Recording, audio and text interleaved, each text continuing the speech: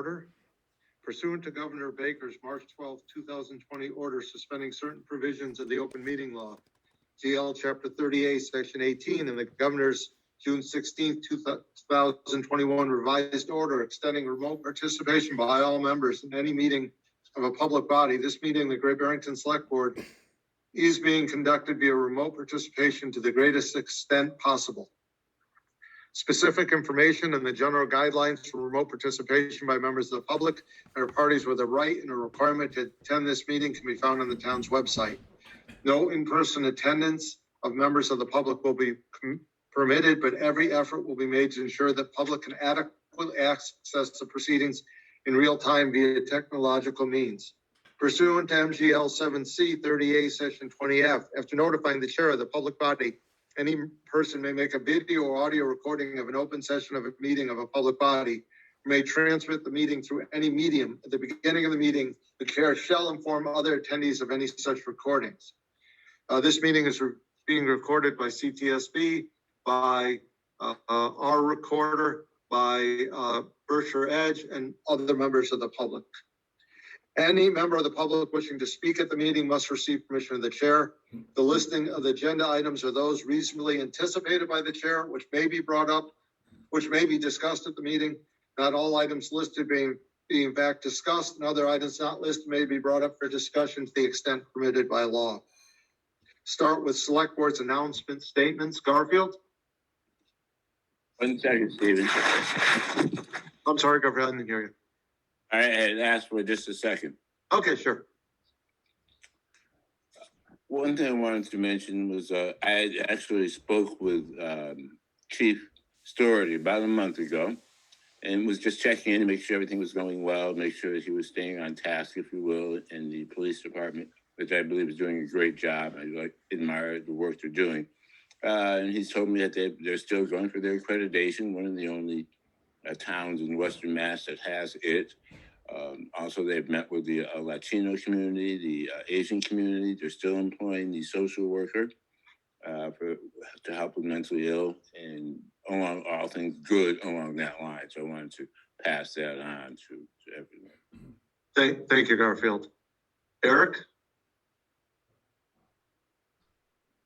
I'm all set. Thanks, Steve. Thank you. Ed? Nothing. Lee? Nothing. And nothing from me. Town Manager's report. Chris, the Housatonic Waterworks. Sure. Hi, everybody. Mark asked me to give a brief report in his stead. He did say that town staff and select board members have held several working meetings during the month of September. And to date, we've met with representatives from the waterworks, from the Great Barrington Fire District Water Company, the state's Department of Public Utilities and Department of Environmental Protection, and our legislative reps, both Smitty Pignatelli and Senator Hines, as well as Jose Delgado representing the Baker administration. We will hold a standalone meeting on Tuesday, October 12th at 6 o'clock, so please save the date. That'll be a standalone meeting with village residents and Housatonic Waterworks customers. It will be via Zoom, so this same general platform. At that time, the select board will update residents on the next steps, and it'll be a listening session regarding the waterworks. So again, save the date, Tuesday, October 12th at 6 o'clock. We will issue a press release and get the information out on social media as well as Code Red as we get a little bit closer. So that's it. Thank you. Thanks a lot, Chris. The Public Works update, Sean. How's it going? So this is going to be a brief update. I gave my larger update last meeting, but as you guys can probably see, we got quite a few projects started around town. The Taconic Avenue wall continues to move along. We've started work on the front steps. The Bridge Street Bentley Ave project is moving along, and they pivoted some of their equipment and work to the Taconic parking lot. So just so everyone's aware, But I'm mostly here tonight to follow up on the bid for the Housatonic School project, the tarping and the pouring up of windows. We were able to get a hold of the contractor that gave the initial estimate that I used when we went to town meeting for the approval of the funding. It looks like there'll be a small increase over the budget that he gave me last spring, but we think we'll be able to do the majority of the work within the allotted money. So still have to finalize the new proposal from that contractor and get a contract executed, but I think we'll be able to do the vast majority of the work, hopefully this fall or this winter. Thanks, Sean. Sean? Go ahead, Lee. So, last we heard it was $95,000. So you're saying they came down from the $95,000? So we got an estimate from a contractor last year or last spring for the work. We went out and did a public bid after a scope of work was written up. That contractor that gave the initial estimate did not bid on the project. Okay. Other contractors did. So we've sought out a few more estimates from additional contractors using the scope of work we created. And I believe that we haven't finalized anything yet, but I believe we'll be able to get the number to come significantly down closer to what we had budgeted. Does that require reopening the bidding? So the formal bidding process we did, we didn't have to do exactly that way. With a written scope of work and bid documents, we could have actually solicited verbal bids from the contractors. It's under $50,000. We went ahead and did the formal process because it usually works to our advantage, and it's just easier in case there's any questions about the bidding, and you avoid a bid protest if you do it formally the way we did it. So at this point, we're able to solicit bids based upon verbal quotes from the contractor with the written scope of work and bid documents we have, not requiring a month's delay in bidding. Thank you. So let's say that we do close in on this. What's the timeline then for doing the work? So again, as I mentioned, we're hoping late fall, early winter. I have to get the formal estimate given to me. I have to get approval from the engineer still because we want to make sure that it's as the specs. But couple weeks to turn the contract around, and I think maybe late fall, early winter they'll be able to start. Okay. I mean, as long as we get reassurance that they will do it in that allotted time, that it's not, next year during the winter. Yeah. So doing our best. Hopefully they'll be able to fit us in and within budget. Great. Good news. Anyone else? Next, we have the downtown Wi-Fi project update. Ed? Yeah, thank you. As you know, for the last 2 years, we've been working on getting high-speed internet fiber into the downtown. And the most beautiful part of that plan is that it's been done without any expense to the town by Fiber Connect. They've been pretty successful so far. They reached out to say they could provide a Wi-Fi network downtown, which would be free to use by anyone who's downtown, anyone who's visiting downtown, whether we live here or tourists or weekenders. We're going to work on getting some of the business leaders are involved in this. They're going to work on getting the businesses to pay for the equipment. And the first antenna, it'll take about 10 or 12 antennas in the downtown. So you'll be able to walk through the downtown while, to the extent that it's safe to walk and text while looking at your phone, careful at the crosswalks. So it'll take 10 or 12 of these antennas. The first one should have been up. I was going to get to announce that it's up, but they hit some steel while trying to run the wires, and they're still working on that. But by the end of the week, it ought to be up. So if you stand, I believe, under the awning near GB Eats is where it's going to be. The antennas are about the size of an 8.5 by 11 sheet of paper and look similar, and they are up just above the first floor on buildings. So that's exciting. That first one won't give us the whole network. It's just a start, and he'll build out from there. Thanks. Any questions? Saying none, thanks, Ed. Appreciate it. New business, maximum useful life certification. Sue, is this you're going to explain this? Yes. Good evening, everyone. What this is, some of you are familiar with it. Those of you who are new have probably never seen this. Typically, when we're getting ready to borrow for any new capital items that were approved at the most recent town meeting, it would be capital equipment. And capital vehicles. We're required before we can borrow against these projects to do what's called a maximum useful life certification. So it's just basically stating what we believe the life of these pieces of equipment are.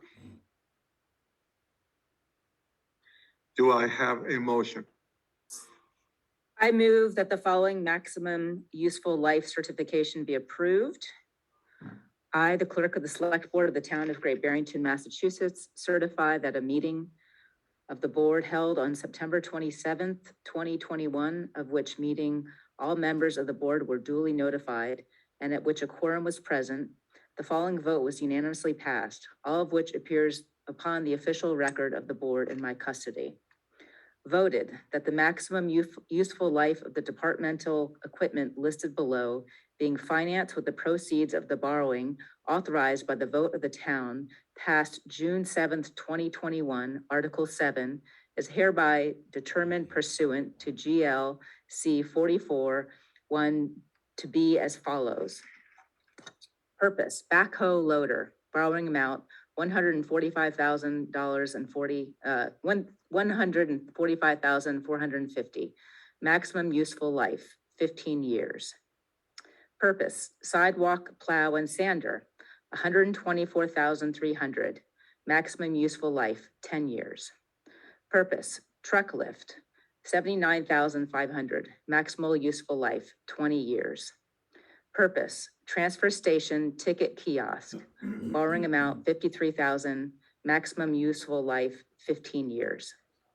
I further certify that the vote was taken at a meeting open to the public, that the vote was not taken by a secret ballot, that a notice stating the place, date, time, and agenda for the meeting, which agenda included the adoption of the above vote, was filed with the town clerk, and a copy thereof posted in a manner conspicuously, visible to the public at all hours in or on the municipal building that the office of the town clerk is located, or applicable in accordance with an alternative method of notice prescribed or approved by the Attorney General as set forth in 940 CMR 2003 2B, at least 48 hours, not including Saturdays, Sundays, and legal holidays, prior to the time of the meeting, and remain so posted at the time of the meeting that no deliberations or decision in connection with the subject matter of this vote were taken in executive session, all in accordance with GLC 30A 18-25 as amended and pursuant to the town bylaws. Dated, That's okay, go ahead. dated Monday, September 27th, 2021. Clerk of the Select Board. Do I have a second? Second. Do I have any discussion? All votes are roll call in virtual meetings, so we'll start with Garfield. Aye. Eric, Aye. Ed, Aye. Lee, Aye. and I, the vote is unanimous. Next, for informational purposes in our packet is the Select Board 2022 meeting schedule. Only one change that I would request, and I had requested it and it didn't get through. I think it's just a clerical error, is the March 14th meeting be on March 7th. I have something on the 14th, so if that's okay with everyone. Yep, Aye. sounds good.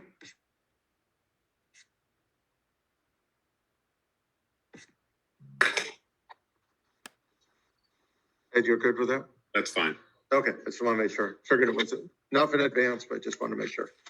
Okay, next we have the EV charging stations, Taconic Lot and Town Hall. Sean or Chris, which one? Yeah, sure. I can give a quick summary. In your board packet tonight, there's a summary of the electric vehicle charging station we're proposing to install in the Taconic Lot, and a very similar station would be installed behind Town Hall when we were able to do the Town Hall parking lot. There's a quick summary of what the station is. It's called a level 2 station, so it's not like your household electric. It's a little bit higher voltage than that. Eric, correct me if I'm wrong.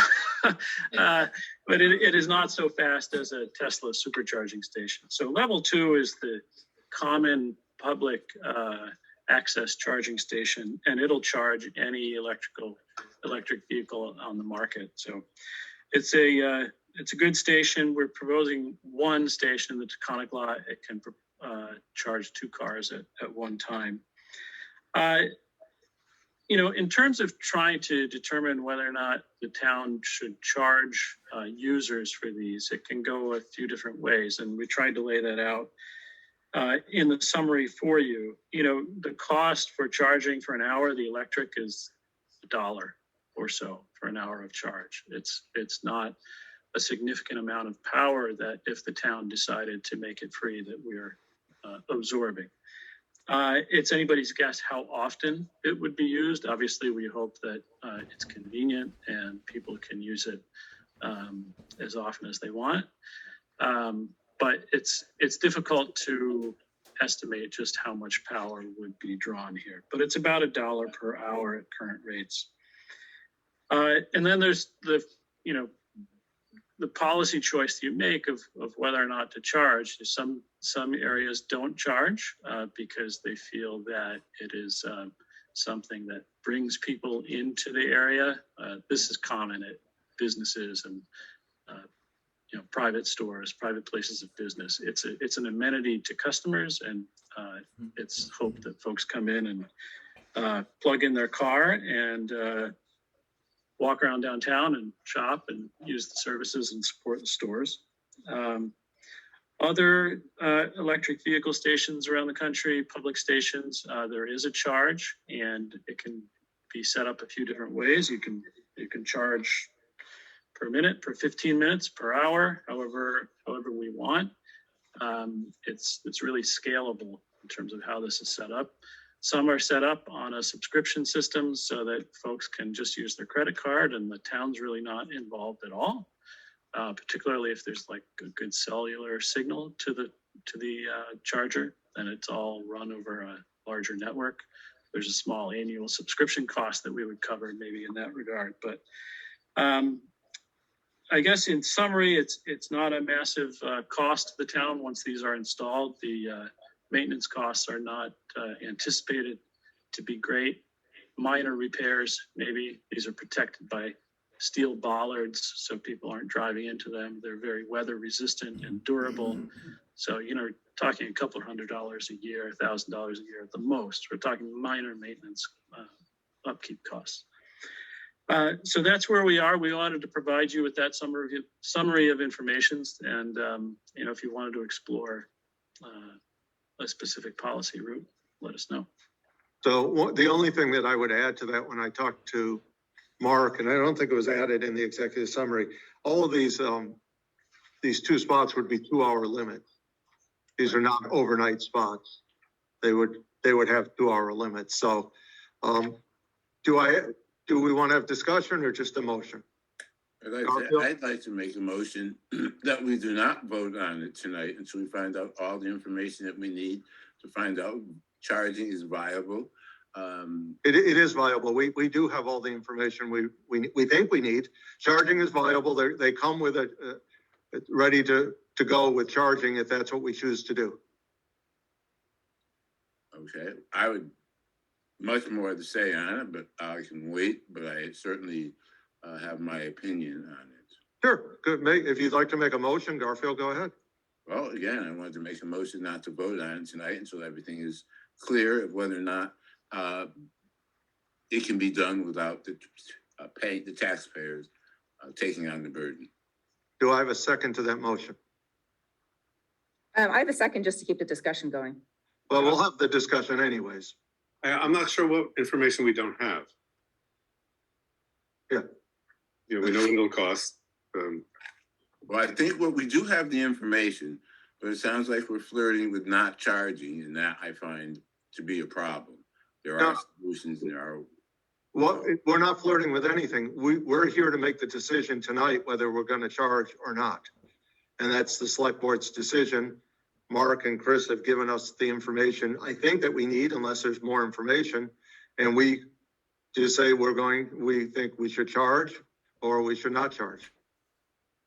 Steve, can I? Then I would like to speak my piece on it. It's something that I actually kind of had written up that I wanted to say. Go ahead, I don't think then Eric. Yeah, it should be free. All right? yeah, I will cut it back. I just want to let you know that I think it's a bad business proposal. I think we can't gamble with other people's money if we're saying, oh, it's only so-and-so. It still affects the taxpayer. We are still paying for it. People have come to me and have asked me that we not do this. I told them I would look into it. I spoke with a few people myself, and they also think it's a bad idea. However little money, it's still money, and it's a principle, and I think the people who live here shouldn't have to pay for it. Tesla, I spoke with the manager at the Big Y. Tesla does indeed have the people pay for this. They have a plan, sort of like a gas plan, where they indeed pay for it. So it's not free. And it wouldn't be free at all because we would be paying for it. So there's really nothing that is free. I think it's a bad business proposal to use other people's money. An example I wrote up, if you walked into a business meeting and the board and the select board and you told people, the board, and you told people, look, I have a business proposal here that we can't make any money on. It's going to cost us to take care of it. We'll have to pay for the installation and maintaining of it, the servicing of it, and it's not even worth doing the bookkeeping on because it doesn't pay. That's not a good business proposal. I think your boss would say, well, excuse me, but I don't think we're going to do this. You're not going to have something that you can't make money on. And if Tesla can charge, so can Great Barrington. We're not so rich that we can afford to give away things that Tesla is even paying for it. And they're a much bigger company. I'm sure we're not as rich as Tesla, but I am against it not being paid for because these are the citizens. These are the people we work for. This is a good time to show the people that we are listening. We know this is important. No matter what the so-called increments of money are, it's still money. It's still getting passed along. I don't think we can do this without that consideration. I just don't feel it's something I will certainly can't get behind and I'd be pretty upset, saddened if we did do this because we're not listening to the people. People don't want to pay for other people's fuel. It's that simple. That's what we would be doing. You and I and everybody on this board pays for gas. Why do you want to make it so no one else who has an electric car? And if we're so concerned about the people coming in here into town, I don't think it's going to increase people anymore because we've been doing pretty well without it. Without having charging stations, we've done pretty well. I don't think that's going to add to people coming to Great Barrington, and certainly not going to deter anyone who has an electric vehicle. And truthfully, I think anyone that can afford an electric vehicle will be happy to pay the charges because they will be expected to pay the charges because they can afford to pay the charges. And I just think it's just not fair to put it on the townspeople, no matter if you're saying it's only $1 an hour. We don't have any statistics on how long, how many cars will use it, what the maintenance is going to be, how much it will cost. We have none of that information. I don't think we can just go off and say, let's do it when there's the things that are unknown. thank you, Garfield. Eric? So, yeah, I guess, I look at this more as helping advance new technologies, so I am good with having it be free of charge to the people that are passing through. I heard a lot of concerns about people worried about people just showing up to have the car and parking there and charging it for free. I don't see that happening. I get multiple calls a week for people who don't even have their electric car, whether it's a Tesla or a Volvo or the hybrids. And they all, the people that live in the area, they all put one in at their house as soon as, they know that they're going to get a car, electric car. So I see this as like an incentive to help advance new technologies because sooner or later we're all going to be driving an electric car. And I see it as a greener option and promoting a healthier environment. So I have done some research. I did look into what other towns were charging if we did go that option. it is, you know, down. And the biggest fee that they were adding on was to handle the charging aspect of it. You know, as far as the card swipe and stuff like that, you know, I believe it's, Agawam charges $1 per kilowatt. And if I'm not, it was 60 cents they charge for what they call the maintenance fee as far as billing and stuff like that. And then they get their electric at a higher rate than we do, I guess, because they charge 40 cents per kilowatt on the electric side. So, you know, if you know, I don't mind it being there without charge to the passerbys. You know, I don't see people coming in that live in town just to abuse it personally, especially if we have the 2-hour limit on it. So just my thoughts there. Thank you, Eric. Lee?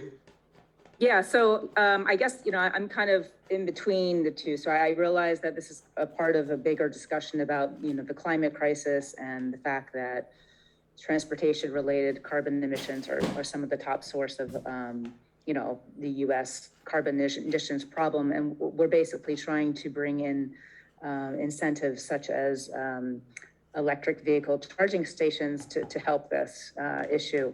But I will say that I have listened to a lot of citizens' concerns, and I do think that we owe it to our citizens in Great Barrington to listen to their concerns and to at least cover the cost. So I do have questions about the coverage of, you know, I'd like to see us look into having a credit card reader, and there will be some charges accompanied with that credit card reader, such as the maintenance and the surcharge. But I would like to, I think that we should cover our costs. And I have done other research as well. And I was looking to see, you know, what other, you know, how many other EV charging stations there are within the 10-mile radius of Great Barrington. And there are a total of 18 charging stations. And then looking further, I've noticed that in Lee, around the center of Lee, 83% of the 24 public charging stations offer free charges, but there is a certain percentage that do charge. So I do think that listening to the citizens' concerns, that we owe it to them to do charge, to at least cover the cost. And one of the suggestions I would like to make is to look at the rate that the town is being charged in terms of the payment structure, and add to that, maybe charge, you know, 150% of the commercial rate that we charge, for instance. So that might look like, if before aggregation discount, it might look like $1.65 an hour, for example. And I'm glad to hear that there will be a limit. So that was another concern. I didn't feel that people should be able to camp out. So I would be siding with Garfield. I think that we should look into a credit card reader, and especially since this particular charging station was not covered by a grant, I think that we probably owe it to the citizens to make sure that we cover at least the charge and the maintenance of, you know, ensuring that we do cover these charges.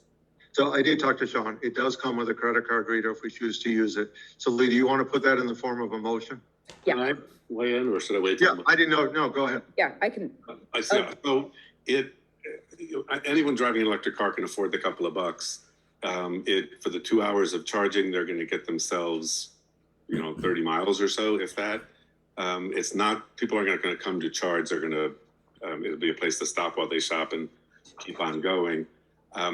It doesn't, if it's used, if it really costs us $1 an hour and it's used 24, both of them are used 24 hours a day, that's $17,000, $17,500. You know, we spend a lot more money on a lot of other things. It's probably not worth as much time as we spent on this already. So I will, either way, I will support it. It doesn't, I don't think it hurts to charge. I think I would like to sort of stress what Eric said, which is it's a new technology. It's a green technology. We all have the benefit of not breathing the fumes from those cars that are using it. You know, I think if we're being symbolic, I think symbolically to not charge would be the way to go. Again, it's not a big impact either way. So, I can make a One- motion. if you like. yeah, let me just have my little say. Ed and I probably are in agreement on this. I will support whatever the motion is. I somewhat disagree with Garfield. I don't think that the point of this, you're right, that if you're running a business, you have to make money. I don't think the point of this is to make money. We do things downtown to attract people. We empty the garbage down there. We have police patrols. We don't charge for any of those. There's no bid. But, and from Eric's point of view, I think it will bring people down, and it's a new technology that we're trying to promote. But I'm not willing to live or die on this vote. I'm willing to support what the majority has. So Lee, go ahead. I make a motion that the Great Barrington Select Board charge 150% of the commercial rate for the aggregation discount with a maximum of 2 hours at the EV charging stations. And I would ask for Sean Van Duzen to report back in a year's time with some data on the usage so that we could revisit this. Do I have a second? I second. Any other discussion? Do we know that 150% will cover the credit card fees? We don't know the specifics. You know, if the board would like to proceed just with the general direction that you do want to charge and that you want to cover the electricity and the associated charges, you know, the networking fees, the credit card fees, et cetera, we can try to work that up and see what that is. I don't know if it's exactly 150%, Lee, so I'd hate to see you tied into something that might be not quite right. So if your general direction is to cover the costs, all of the costs, we can build that in. Mm-hmm. So Do you want to change your motion, Lee? What's wrong? Okay, so I'll withdraw my motion and change it to, so that we charge, so that we cover all the cost. Well, so my question, Chris, though, is when we talk about covering all the costs, are we just talking about the credit card reader? Are we talking about the maintenance? There's a lot of things going into this. So the reason why I picked 150% was, you know, try to encompass everything. You know, because really, when do you say enough is enough in terms of covering all the costs? So, you know, there's things about, you know, future proofing and, you know, looking down the lines in terms of general maintenance. So is that going to be a lot of work for town staff to try to come up with the percentage number for me to? I don't know. Okay. You know, if you're okay with this, I mean, we know the general direction. Yeah. We know you want to charge if a vote like this passes. Okay. We'll have the technology installed with this. So So just to say cover a cost with that. yeah, let us work it up, and then Okay. you know, maybe we could come back to you when we're ready and we have all of dollars and cents, specific dollars and cents, and then Okay. we could say this is what it looks like. And if it's 180%, Sure. you know, we'll let you know. I wouldn't want you to be Okay. caught Okay. low. All right. So When your I'll general goal is to cover everything, Okay. So let me, except, you know, we're not covering debt service. We're covering the operations and maintenance, the electrical charge, the operations, the maintenance, the networking fees. okay. That's clear to me anyway. Yeah. I don't know if it's clear in a motion. Okay, so I'll make a new motion then. I make a motion that the select board recommend that we move forward with the electric vehicle charging stations, ensuring that we cover all the associated costs, including the operation, maintenance, and so forth, and that town staff take this in consideration and report back to us with the exact percentage over and of the. Do I have a second? Any other Yeah, discussion? despite what I said earlier, I'm going to vote no on this, and if it fails, we'll make a motion to do it without charge. So it's a roll call vote. Garfield All right. and Eric, No. Ed, No. Lee, Aye. and I said I would vote for it, and I will. So it passes 3-2. Thanks. We'll work on it as we go forward, and we'll let you know. Perfect. Thank you. Citizen speak time.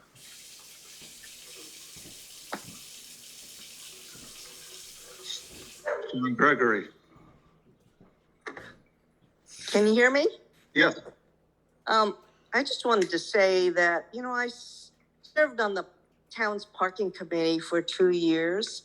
And, I'm also thinking about how many people talked about what a parking problem we have. And I find it kind of a bit ludicrous that we would take 2 more parking spots for this goody two-shoe idea when we have so many places, the co-op, the Big Y and so forth, where people can stop and, refuel. And in the center of town, I don't know if we've surveyed the people that own the businesses in town, but I'm sure they would rather have people flowing through and not be attracted by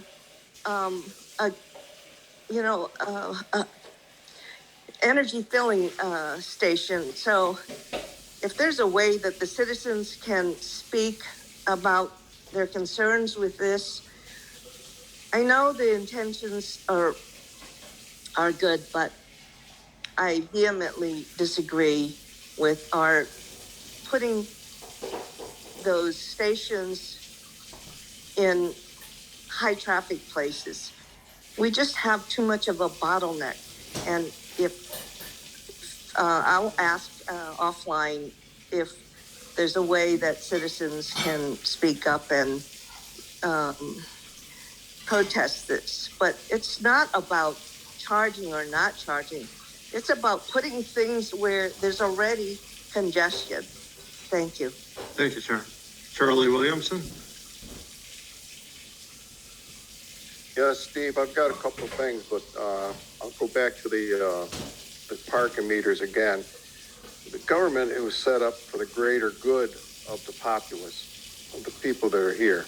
And I guarantee you the core people in Barrington that pay taxes don't have electric cars, and in the near future won't.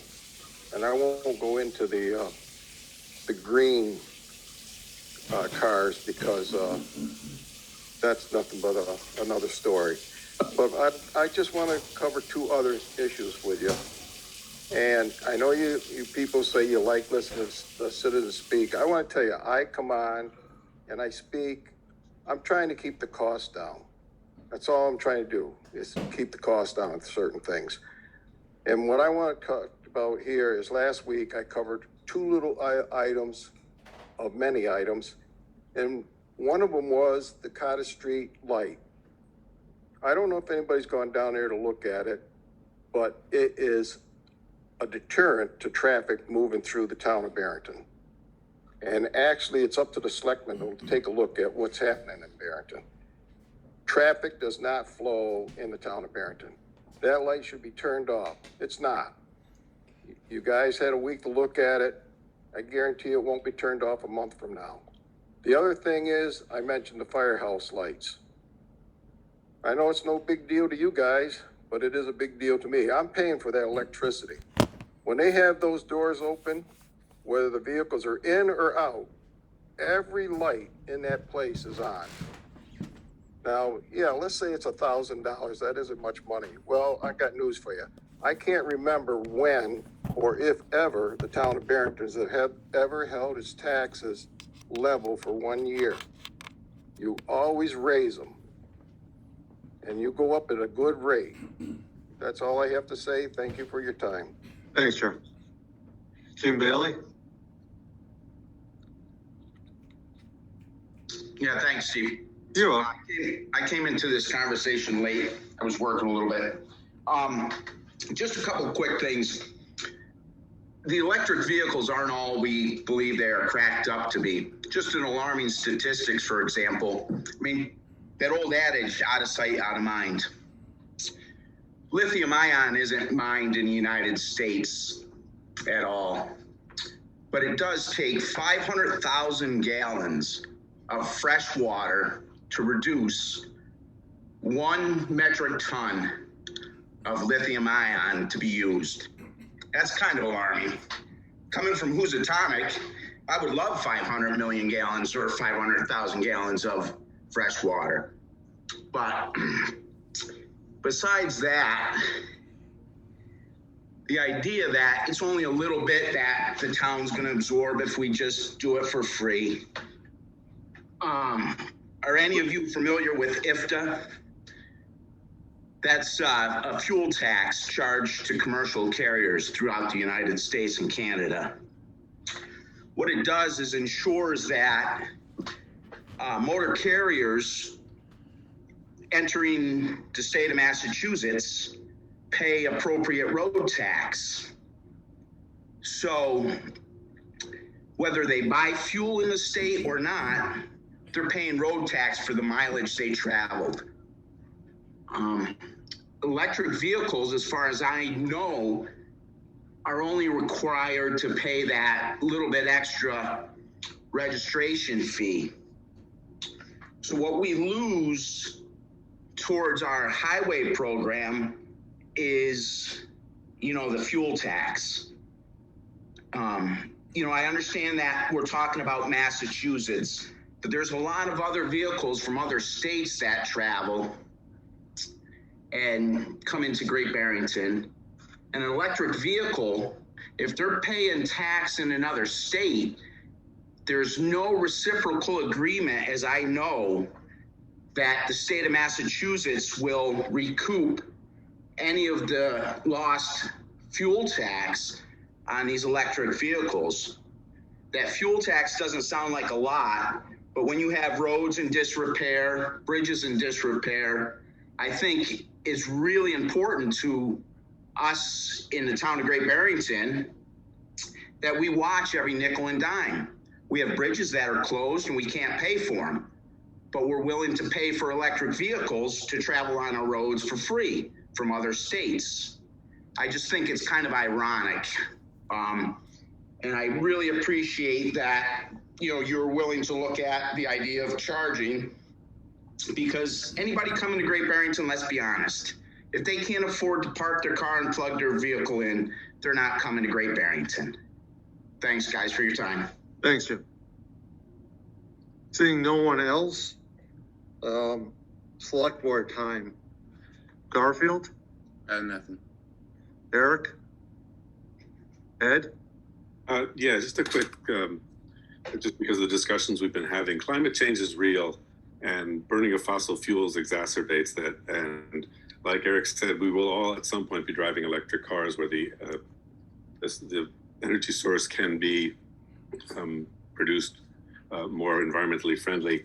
And the state will have to start dealing with the fact that gas taxes are going to start disappearing or certainly reducing over time.